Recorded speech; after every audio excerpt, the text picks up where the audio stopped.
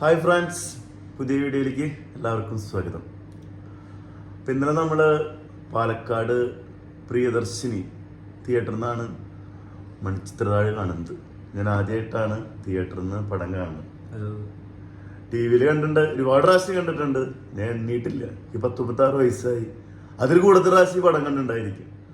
93 പടം ഇറങ്ങിയത്. ഏകദേശം 31 വർഷം. ശരിക്കും അതിഗംഭീര തിയേറ്റർ എക്സ്പീരിയൻസ്.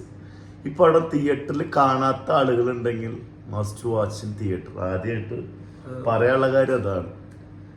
തിയേറ്ററിൽ കാണുന്ന ഒരു എക്സ്പീരിയൻസ് വേറെ തന്നെ. കുറെ എക്സ്പ്രഷൻസും അത് ഗംഭീര എക്സ്പീരിയൻസ് ആണ്. അത് ഒന്നും പറയാനില്ല. Must watch in theatre. നമ്മൾ ടി വിയിൽ കണ്ടിട്ട് തിയേറ്ററിൽ കാണുമ്പോൾ ഓരോ എക്സ്പ്രഷൻ, പ്രത്യേകിച്ച് ആ ശോഭനനെ കാണിക്കുന്ന സീനൊക്കെ ഉണ്ട്. നമ്മൾ ഓൾറെഡി കണ്ട പടമായോണ്ട് പ്രത്യേകിച്ച് നമുക്ക് അറിയാം എന്താ പറയാ ഏതാണ് ക്യാരക്ടർ, ആരാണ്.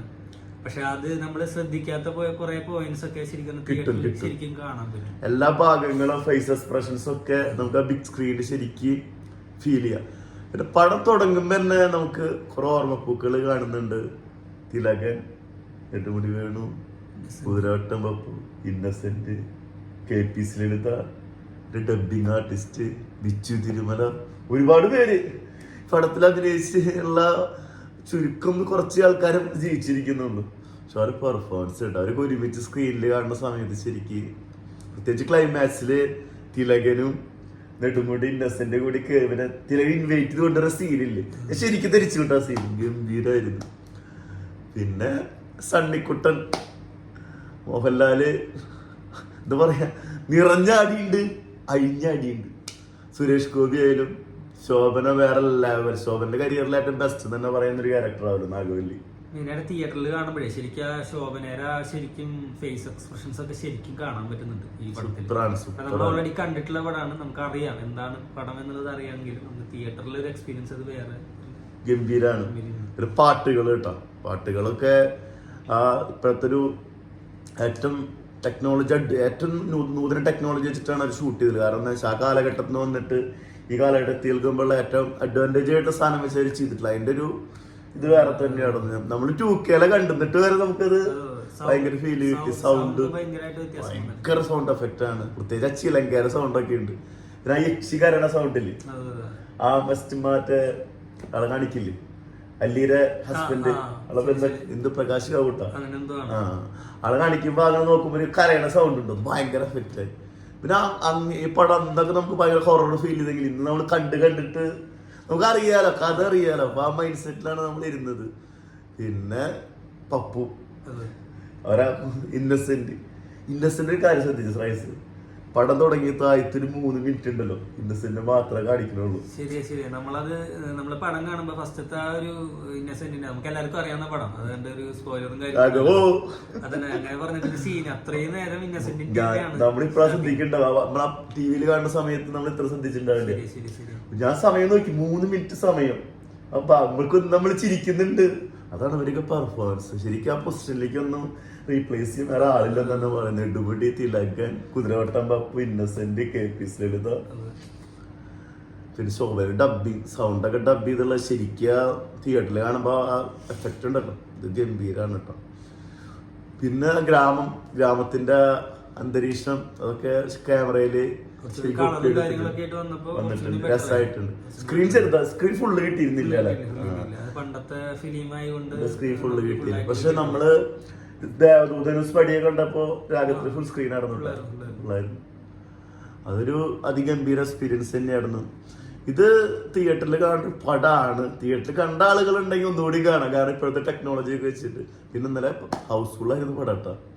എന്താ വെച്ച് കഴിഞ്ഞാൽ ഈ പടം കണ്ടുള്ള ആളുകൾ തന്നെയാണ് വീണ്ടും കാണാവുന്നത്. പ്രത്യേകിച്ച് നമ്മളെ പോലെയുള്ള പിള്ളേരുകൾ ഇപ്പൊ 90s ആയാലും പിന്നെ അതിന് മുമ്പത്തെ എല്ലാരും എന്ന് വെച്ച് കഴിഞ്ഞാൽ ഒന്നും കൂടി കാണാനും പിന്നെ കാണാത്ത തിയേറ്ററിൽ കാണാത്ത ആൾക്കാർക്ക് അതൊരു എക്സ്പീരിയൻസ് ഫീൽ ചെയ്യാനായിട്ടുള്ള ആൾക്കാരെ കണ്ടു. നമ്മള് സിനിമയ്ക്ക് പോയപ്പോ തന്നെ അത്യാവശ്യം ആൾക്കാര് ഉണ്ടായിരുന്നു, കണ്ടായിരുന്നു. ആ മറ്റേ എല്ലാവരുടെയും ആ പഴയ ആൾക്കാരുടെ ഇന്നസെന്റിന്റെ ഇവരുടെ കോമഡി കുറെ ഉണ്ടല്ലോ, അവരുടെ എന്ന് പറഞ്ഞാൽ വേറൊരു ലെവലാണ് അല്ലേ. കോമഡി വരുമ്പോ തിയേറ്ററിൽ കമന്റ് ആണ്, പക്ഷെ ഇമോഷണൽ സീൻസ് ഭയങ്കര സൈലന്റ് ആണ്. അതുകൊണ്ട് പടത്തിന് വെറുതെ വന്നിട്ട് ഇങ്ങനെ ആസ്വദിച്ച് പോവല്ല, അവരത് പടം മനസ്സിലാക്കിയത് ശരിക്കും എൻജോയ് ചെയ്യുന്ന ഒരു രീതി നമ്മൾ അവിടെ കണ്ടു. പ്രത്യേകിച്ച് നമ്മുടെ അപ്പുറത്തിരിക്കുന്ന ഒരു ഫാമിലി ഫുൾ ചിരി നടന്നു. ഒരു പേരെഴുതി കാണിക്കുമ്പോ അയാൾ കയ്യടി തുടങ്ങിയതാ. കഥ മറ്റേ മധുന്നൊക്കെ എഴുതി കാണിക്കുമ്പോ ജാതി കയ്യടി നടന്നു. നമുക്കും പടം കാണുമ്പോ ഒരു ഇത് കിട്ടി. എല്ലാവരെയും തിയേറ്ററിൽ അത്രയും ആൾക്കാരുണ്ടായിരുന്നു. അതെ അതെ തീർച്ചയായും. തിയേറ്ററിൽ 80-85% ആദ്യത്തെ 2 റോ ഒഴിച്ചിട്ട് ഫുൾ ആൾക്കാരായിരുന്നു. അത്യാവശ്യം വലിയ തിയേറ്ററായിരുന്നു. പിന്നെ അന്നത്തെ കാലഘട്ടത്തില് മൈൻഡ് സെറ്റ് സൈക്കോസിസ് എന്നൊക്കെ പറയുന്ന സമയത്ത് ഇന്നത്തെ കാലഘട്ടത്തിൽ വരുന്ന കുറച്ച് കാര്യങ്ങളൊക്കെ ഉണ്ട്. അതൊക്കെ കുറെ കണക്റ്റഡ് ആവും. കാരണം അന്നത്തെ 31 വർഷം മുമ്പ് ഫാസിൽ ചിന്തിച്ചു. അത് വലിയൊരു സംഭവമാണ്. പടം ഡയറക്റ്റ് ചെയ്ത് കൊണ്ടുവന്നത് വലിയൊരു സംഭവമാണ്. അതില് തിരക്കഥ സപ്പോർട്ട് എല്ലാം ഉണ്ട്. നിങ്ങൾ കൂടെ ഡയറക്റ്റ് ചെയ്ത് കൊണ്ടുവരാൻ പിന്നെ ഇത്രയും വലിയൊരു ക്രൂവിനെ വെച്ചിട്ടത് ഒരു 10 നിമിഷം പോലും പടത്തിന് ബോറടിക്കുന്നില്ലേ. നമ്മളതിൽ ഇരുന്നിങ്ങനെ ഇരിക്കാണ്. ഒരു അതിലൊരു കട്ട് ചെയ്ത് കളയാനുള്ള സീൻ പോലില്ല. വേറെ കാര്യം എന്താ വെച്ചാല് ഇതിൽ പാട്ടുകൾ പ്ലേസ് ചെയ്തുള്ളത്, പാട്ടുകളൊക്കെ കറക്റ്റ്. നമ്മൾ ചില പടങ്ങൾ കാണാൻ വിചാരിക്കും എന്തിനാ ഇപ്പൊ ഈ പാട്ട്, പക്ഷെ നമ്മൾ ടെലിവിഷനിൽ കാണുന്ന സമയത്തൊന്നും നമുക്ക് ആ ഫീല് കിട്ടിയിട്ടില്ല. ഇതിൽ ഓരോ പാട്ട് വരും പ്രത്യേകിച്ച് സ്റ്റോറി ശോഭനെ അടുത്തേക്ക് പോകണല്ലോ, സുധീഷും കൂടി. സുധീഷിനെ എടുത്ത് പറയണ്ടാട്ടോ, സുധീഷ് രസമായിട്ട് ചെയ്തിട്ടുള്ള ചെറിയ വയസ്സുള്ള ആൾക്ക് കിണ്ടി. അപ്പൊ ഇവരെ ട്രാവൽ പലവട്ടം പൂക്കാല പാട്ട്, ശോഭന അടുത്തേക്ക് പോകുന്ന ആ പാട്ട് ശരിക്കും കണക്റ്റഡാ, സ്റ്റോറി ആയിട്ട് ഭയങ്കര കണക്റ്റഡ് ആയിരുന്നു. അതിലാണ് ശരിക്കും കഥ കൊണ്ടുപോകാതെ ശരിക്കും ശരിയത്. അപ്പൊ പാട്ടുകളൊക്കെ കറക്റ്റ് പ്ലേസിങ് ആവുന്നുള്ളു. പിന്നെ പെർഫോമൻസുകള് എല്ലാവരും ഒന്നിനൊന്ന് വച്ചം. ആരും എന്താ പറയാ ആ തിലകം പറഞ്ഞിട്ട് അത് കൊടുക്കാൻ വരുന്നില്ലേ, ലെറ്റർ കൊടുക്കാൻ വരുന്നില്ല. അവര് വരെ കുറച്ച് നേരമുള്ളൂ. അവരൊക്കെ പെർഫോമൻസുകൾ വരെ അധികം ഗംഭീരാണ്. ഒന്നും ആലോചിക്കില്ല, പോയി ടിക്കറ്റ് എടുക്കുക. എന്തായാലും നമ്മള് ടിവിയിലൊക്കെ കണ്ട് കൊറേ എന്താ പറയാ ആഘോഷിച്ചൊരു സിനിമയാണ്. അപ്പൊ എന്തായാലും തിയേറ്ററിൽ എക്സ്പീരിയൻസ് വേറെ ലെവൽ തന്നെയാണ്. കാരണം നമുക്ക് കാണാൻ പറ്റാത്ത ആൾക്കാരായിരിക്കും കൂടുതലും ഉണ്ടാവുക. അപ്പൊ അങ്ങനെയുള്ള ആൾക്കാർ എന്തായാലും ഒരു ഘട്ടം കാണാൻ നമ്മൾ പറയുള്ളൂ. എന്തായാലും അങ്ങനെ ഒരു സാധനം നമുക്കൊരു വീണ്ടും റീവാച്ച് ആക്കിയിട്ട് ഒരു സിനിമ തിയേറ്റർ എക്സ്പീരിയൻസിൽ കൊണ്ടുവന്ന ആൾക്കാർക്കാണ് ആദ്യം തന്നെ ഇത് കണ്ടത്. കാരണം തീർച്ചയായും വേറെ കാര്യം കൂടി പറയാനുണ്ട്. ചില മലന്മാര് ട്രോളുണ്ട് മോഹൻലാലിന് റീ റിലീസ് മാത്രമുള്ളൂ. എനിക്ക് അവരോട് പറയാനുള്ള കാര്യം എന്താ വെച്ചാല് പണ്ട് ചെയ്തു വെച്ചിട്ടുള്ള കുറെ കാര്യങ്ങളുണ്ട്, ഇനി ആള് ചെയ്യാൻ പോകുന്നുണ്ട്. ഇപ്പൊ വേറെ എത്രയും നടന്മാരുണ്ട് ഇവിടെ. ഒരു റീ റിലീസ് വന്നിട്ട് ഒരു ദിവസം ഒരു 4 ഷോ ഹൗസ്ഫുള്ളായിട്ട് കളിക്കാൻ പറ്റണമെങ്കിൽ അവർ വെല്ലുവിളിക്കുകയാണ്. പലരും പറഞ്ഞു കേട്ട്. ഇപ്പോൾ ദേവദൂതം വന്ന ഏകദേശം 4 ആഴ്ചയോളം 4th വീക്ക് പടം കളിച്ച്. ഇപ്പൊ ഇന്നലെ ഹൗസ്ഫുള്ളാണ് പടം മണിച്ചിത്രമാണ്. അപ്പോൾ അതിനാരും അസ്യപ്പെട്ടിട്ട് കാര്യമില്ല. റീ റിലീസുകൾ വരട്ടെ. നമ്മളൊക്കെ മലയാളത്തിൽ കാണാൻ ആഗ്രഹിക്കുന്ന പടങ്ങളാണ് ഇതൊക്കെ ബിഗ് സ്ക്രീനിൽ. അത് മമ്മൂട്ടിയുടെ ആയാലും മോഹൻലാലിന്റെ ആയാലും സുരേഷ് ഗോപിയുടെ ആയാലും ആരുടെ ആയാലും നല്ല നല്ല ഒരുപാട് പടങ്ങളുണ്ട്. കുറെ ടിവിയിൽ കണ്ടിട്ടുള്ള കുറെ പടങ്ങളാണ്. നമ്മൾ ഇപ്പോഴത്തെ ജനറേഷൻ ആയാലും അവർക്കൊക്കെ അത് ടിവിയിൽ എക്സ്പീരിയൻസ് ചെയ്തിട്ടുള്ളൂ. അതിന് അവർക്കൊരു ചാൻസ് ആണ് റീ റിലീസ്. ഇങ്ങനത്തെ ഓരോ പടങ്ങൾ അത് മോഹൻലാലിനല്ല ഏതൊരു വ്യക്തിനെ വന്നാലും എല്ലാവരും അത് എടുത്ത് എന്തായാലും കാണും. അതിനാരും അസൂയപ്പെട്ടിട്ട് ട്രോളിയിട്ടും കാര്യമില്ല.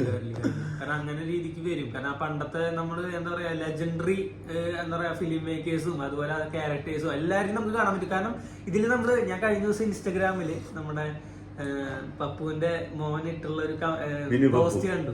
അത് ഭയങ്കര ഇമോഷണലാണ്. കാരണം നടന്മാർ ഒരിക്കലും മരിക്കുന്നില്ല. കാരണം സത്യമാണ്. കാരണം സിനിമ മരിച്ചു പോയാൽ നമ്മൾ പിന്നെയും സിനിമാസ് കാണുമ്പോൾ പിന്നെ ഒരു ചെയ്യുന്ന നമ്മളൊക്കെ ആണെങ്കിൽ നമ്മൾ പോയി കഴിഞ്ഞാൽ കഴിഞ്ഞു. സത്യം. കലാപമണി അത് കാരണം ഇപ്പോഴും ഒരു സിനിമ കാണുമ്പോൾ നമ്മൾ വീണ്ടും ആലോചിക്കുക. അവിടെ നാടൻ പാട്ട് കേൾക്കുമ്പോഴൊക്കെ ഭയങ്കര ഫീല്. ഞാൻ ഈ സത്യം പറഞ്ഞ എത്ര ആക്ടേഴ്സ് മരിച്ചിട്ടുണ്ട്. കലാപമണി നമ്മളെ മരിച്ചു ഫീല് തോന്നാറില്ലല്ലോ. നമ്മളെ സബ്ജക്ട് വിട്ടു. അപ്പോ എന്തായാലും പോയി ടിക്കറ്റ് എടുത്ത് കാണുക. മസ്റ്റ് വാച്ച് ആണ്. അതിഗംഭീര തിയേറ്റർ എക്സ്പീരിയൻസ്. നല്ല തിയേറ്ററിൽ കാണും. അപ്പോൾ എല്ലാവരും വീഡിയോ ഇഷ്ടപ്പെട്ട ലൈക്ക്, ഷെയർ, സബ്സ്ക്രൈബ് എല്ലാം ചെയ്യുക, സപ്പോർട്ട് ചെയ്യുക. ബൈ.